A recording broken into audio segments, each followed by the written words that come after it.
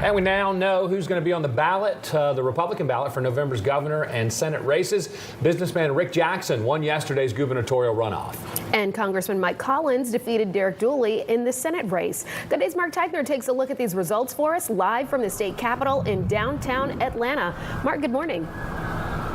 Yeah, good morning to both of you. Jackson will try to fend off former Atlanta Mayor Keisha Lance Bottoms to see who will sit in the governor's office here at the Gold Dome. And then you've got Collins, who'll be going up against Senator John Ossoff in a race that could end up determining which party controls the Senate. I know what it's like to feel like nobody sees you. Between now and November, expect to see a lot of Rick Jackson. The billionaire healthcare executive defeated Lieutenant Governor Burt Jones, making him the Republican nominee for governor. The primary was the most expensive of its kind in Georgia's history, with Jackson pouring in a reported more than $100 million of his own money into the race. All that cash helped the political newcomer beat Jones, who was endorsed by both President Donald Trump and Governor Brian Kemp. Now Jackson will turn his deep pockets on Democratic nominee, former Atlanta Mayor Keisha Lance Bottoms. We cannot let Keisha Lance Bottoms take that Atlanta record statewide. The Senate runoff saw North Georgia Congressman Mike Collins pull away from former football coach Derek Dooley.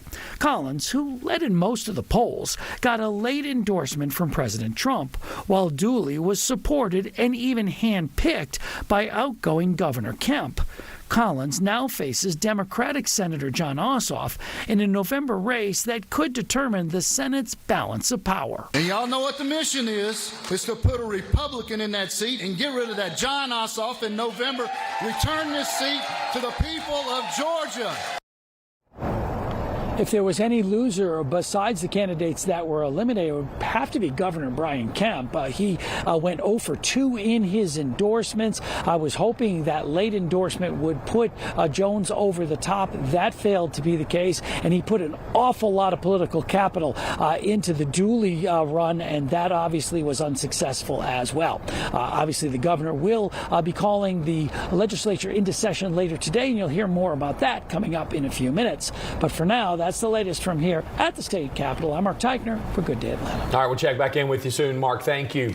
In the lieutenant governor's race, State Senator Greg Dolezal defeated John F. Kennedy for the Republican nomination. And in the Democrat runoff, State Senator Josh McLaurin defeated Nabila Parks 55% to 45%. The Democrats have chosen Commissioner Mo Ivory as their nominee to be the next chair of Fulton County, unseating long-term incumbent Rob Pitts. Ivory will face Republican Eric Tatum in the general election come November. We would look at each other in the eyes and know that we had got to get a change. And